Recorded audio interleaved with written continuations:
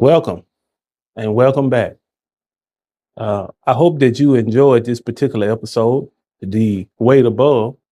And so we are continuing with the series based on Elias and his occupation as a miner. And so what we're going to do is we're going to go a little bit farther in his story. We're going to make some progression. And in this progression, we're introduced to a young man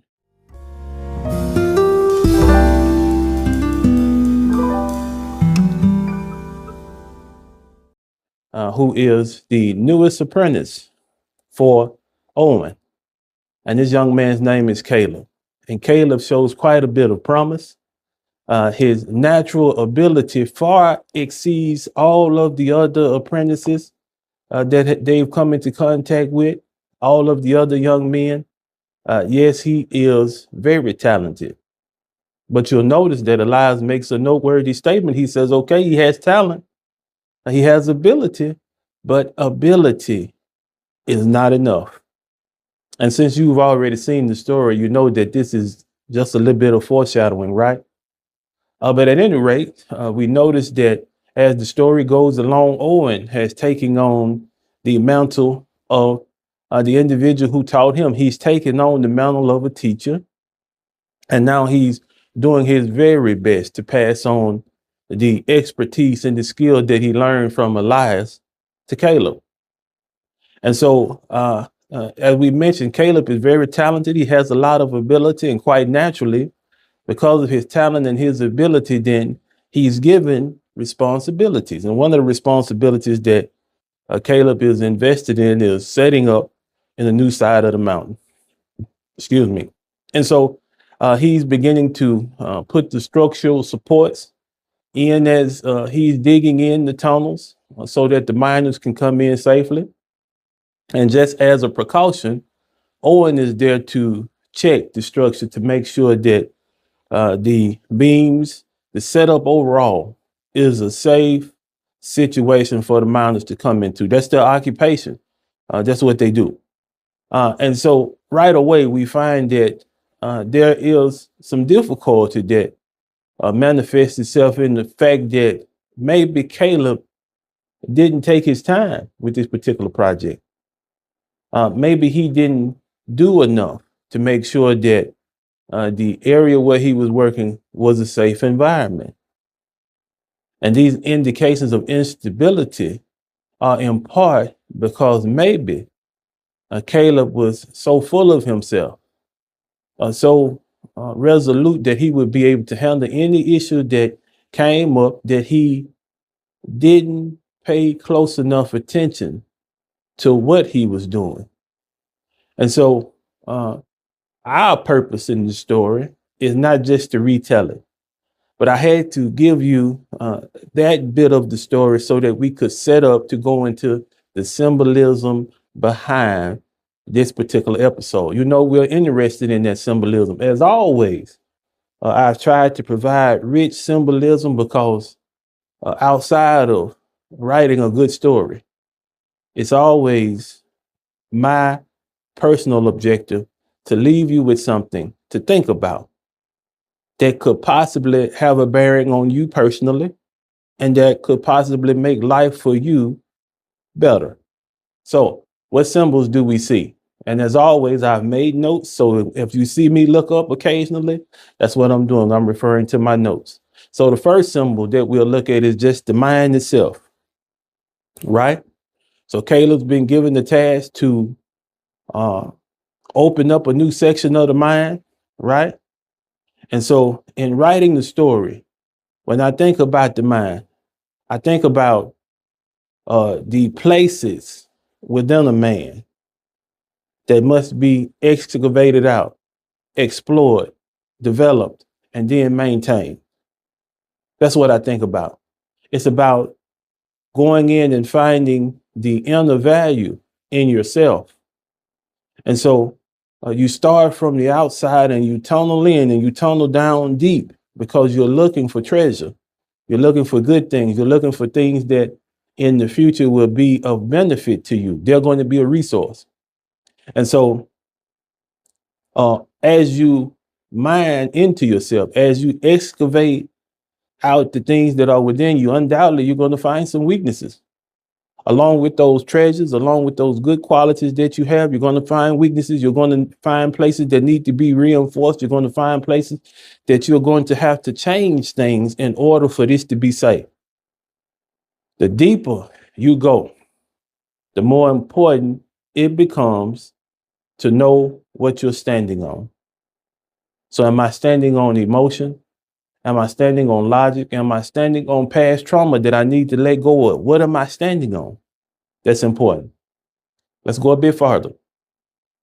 So the structural supports within the mind. So we have Caleb going in and he's setting up a structure. He's putting support beams in so that it can support the weight of the mountain around the mind, right? So what are some of the structural beams that we use as men for our lives? Can you think of any qualities? What are some of the qualities that come to mind for me? Well, I made a list, and tell me what you think. Discipline, character, convictions, faith, accountability, wisdom, responsibility. You see, those are some of the pillars, some of the beams that we have to put in place in our lives for our lives to be as safe and as productive as we possibly can get them, because that's what we're looking for. We're looking for things to reinforce us so that we can bear up under difficulty and we can flourish during good times, right?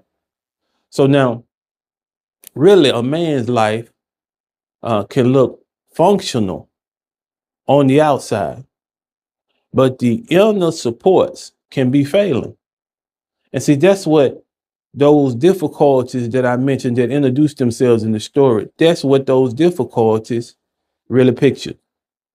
When you look at the structures of the mind, when you look at the way that things were set up, on the outside, it looks functional, it looks safe, it looks like, hey, this is something that'll be okay. But on further inspection, and usually that inspection comes by someone who is more knowledgeable than you, someone who has more wisdom than you, someone that has been in a similar situation that you've been in, and they're able to diagnose whether or not the structures that you put in place for your safety are going to hold. In this instance, they didn't hold. The structures that Caleb had put in place were absolutely failing. So even though they looked like they were of substance from the outside, really, this was a structure that was about to collapse. But wouldn't that be contradictory to be able to look at a particular structure and say, yes, that looks stable, that looks firm, that looks like it will support the weight that's placed on it. And then at the same time, to make allowance for the fact that the case may be something totally different.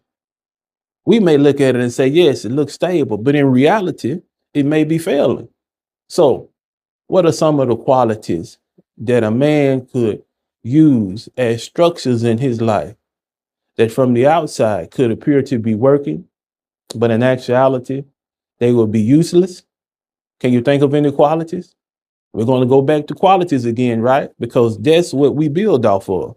That's the foundation. What qualities have you put in place to keep your life safe, to keep your life productive?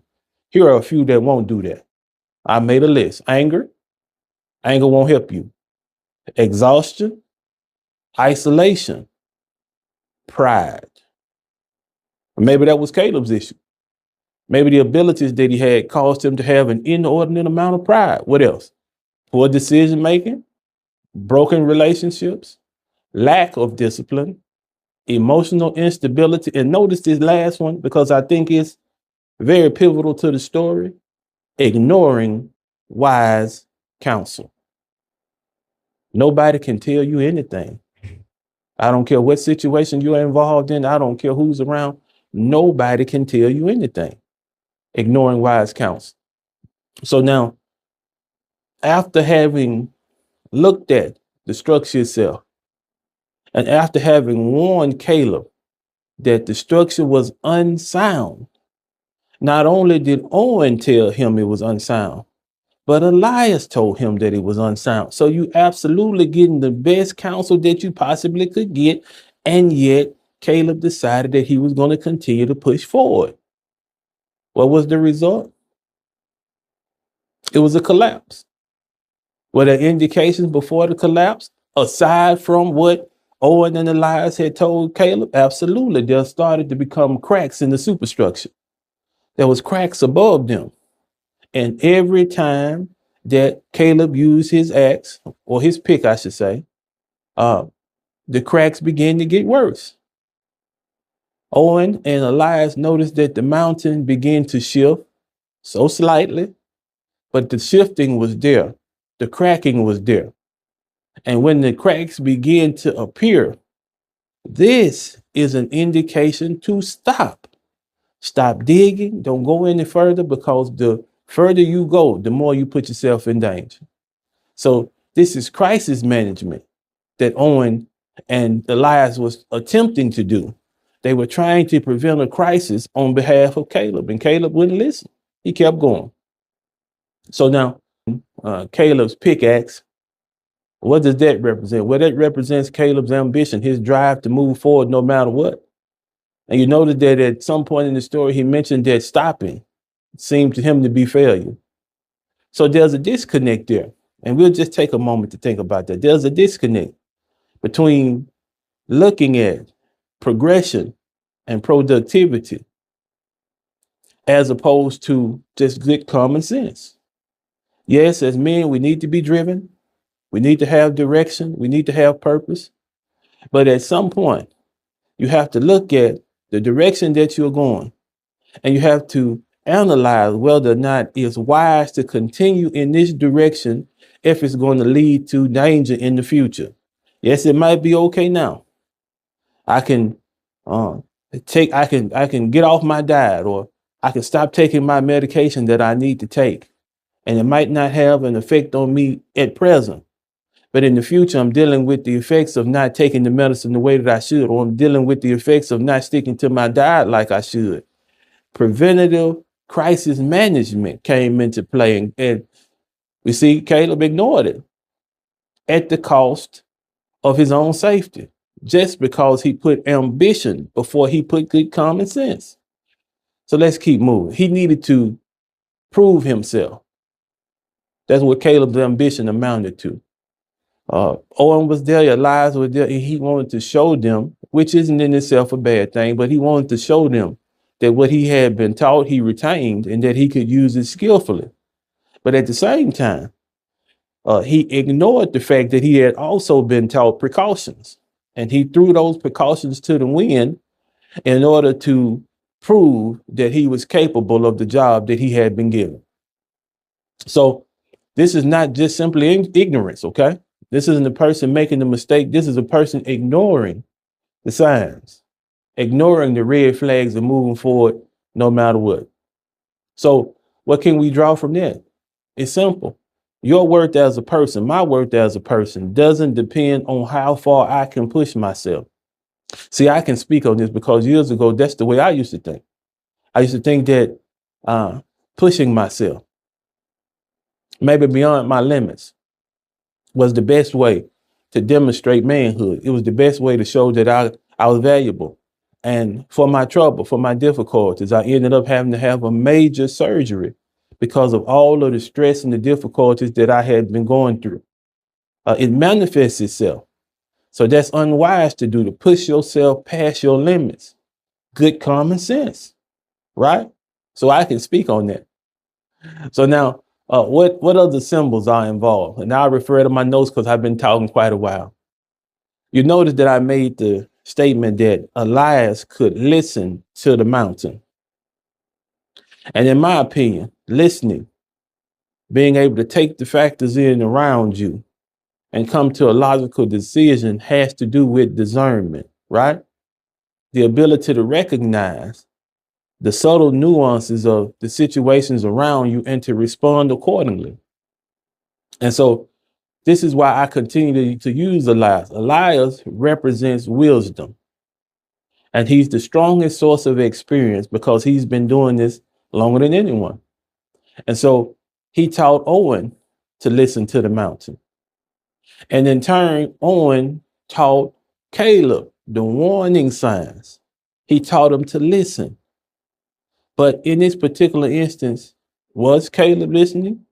Did he listen?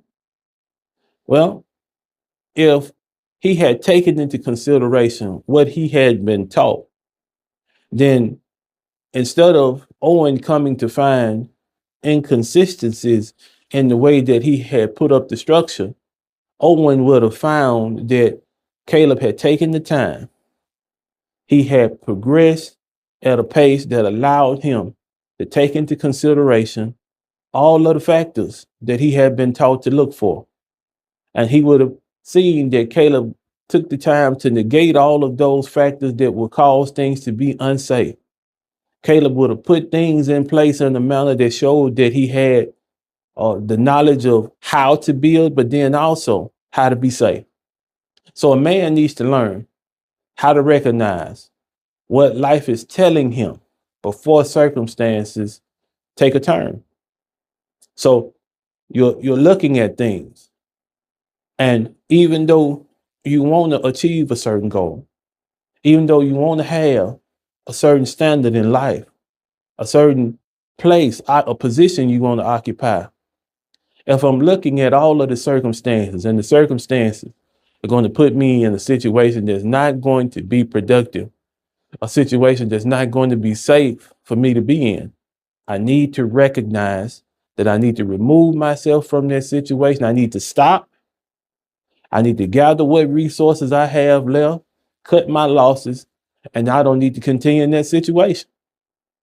So that's part of what listening to the mountain means. It means that you're using discernment. You're looking at things and you're trying to figure out the safest and the most productive way to approach it. All right. So as the story goes along, you notice that immediately upon coming into the mountain, Elias is able to recognize that something isn't right. And so when him and Owen go over to the mountain and they listen, Elias is the one who sounds the alarm. Get everyone out, because this situation has become unsafe. And the structure that Caleb put up collapsed.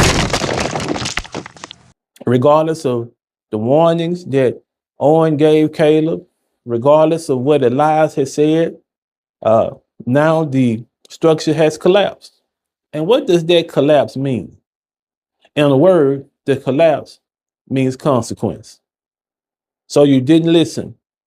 You didn't pay attention to the signs, the warning signs, the things that came upon you that told you the way that you were going was eventually going to lead to a difficult circumstance.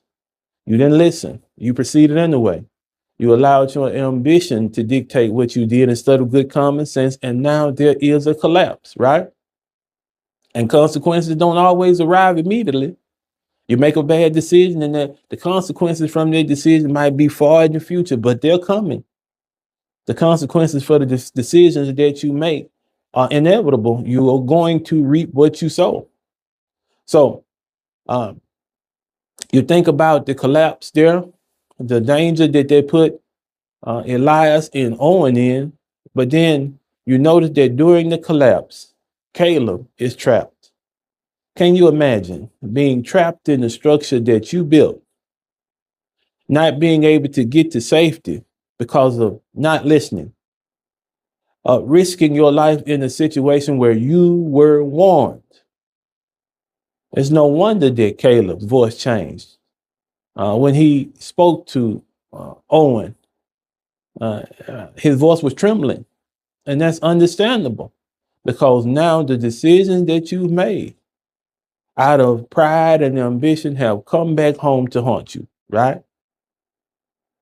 So a lot of times in life, in situations where we don't make the right decisions, we say, well, nothing happened, so it must be okay. There are no immediate bad results. So, hey, things must be okay. This must be fine. Only to have a catastrophe on your hands in the near future because of decisions that you made in haste. decisions that you should have thought out more carefully. You didn't do that. And so now there's a catastrophe, there's a collapse because of those decisions. So now, in amongst all this rubble, he can't move. And so what that symbolizes to me is your inability now to make use of the options that you had at first. Before the collapse, before the breakdown, Caleb had more options. He could move more freely. But then after the collapse, after the breakdown, now your choices are limited. And a lot of times when there's a collapse or a breakdown, none of the choices that you are given are good choices. There are choices that are just better, right? In the case of me not taking my medicine, I have medicine that helps me to maintain a certain blood thickness. And if I don't take the medicine the way that I should, then I can have problems with clotting. I could have a problem with internal bleeding. And let's say, for instance, let's take internal bleeding. I don't take the medicine the way that I should, and I have an internal bleed. Well, at that point, the options to solve that issue are very limited, right? Whereas I could have just taken the medication like I should have, and I would have had the option of not having to undergo surgery, not having to amass high medical bills, not having to have someone to come to see to me during my recovery and my recuperation. See, all of the difficulties that result what they come as a result, I should say, of a bad decision are usually just simply better to a varying degree. They're not decisions that you would normally make, but you're making these decisions based on the collapse that has happened. And I hope that that makes sense. I hope I described that correctly. The earlier you respond to a problem, the more options you have. The longer a man refuses to meet an issue where it is, he refuses to resolve his issues, the fewer choices he'll have when those issues cause a collapse. So now after the collapse, you'll see that there's quite a bit of brotherhood that's shown between Elias and Owen. They, as a team, go in and dig Caleb out. And so after the collapse has happened and in the midst of their working together, there's a point in the story that I really appreciate, and I had to put it in. The notion that now Owen and Elias are working together. They're working together as a team, and Owen is not a mentor. Owen is not a mentee. He's a master craftsman working along with another master craftsman. And you see that they work together so well that they sync up in the way that they're handling things. They sync up in their movement. They sync up in the way that they think. And so they're able to act effectively together because they're applying what they know. They're applying the expertise that's shared between them. It's a wonderful thing. It's a wonderful thing. And it speaks of self-mastery. It means that a person has command over themselves when they can rally their mind and their body and their resources around them, and they can skillfully use all those resources to achieve a common and a productive and a positive goal. And that's what they were doing. Their goal was to save Caleb, and that's exactly what they did. So discipline isn't only the ability to make yourself do something, it's the ability to make yourself stop. And so in this particular instance, that's the lesson that I wanted to bring out. Even though Caleb was very bright, very intelligent, he had abilities, he had stamina, all of the things that would make a person productive in this particular occupation, Caleb had it. And maybe having all of those things and being looked upon as being valuable because of your skill, maybe it went to Caleb's head.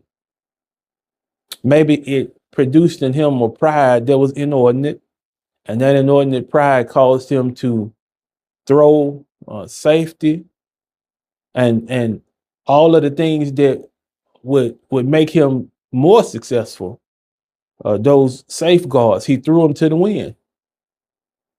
He threw it to the wind.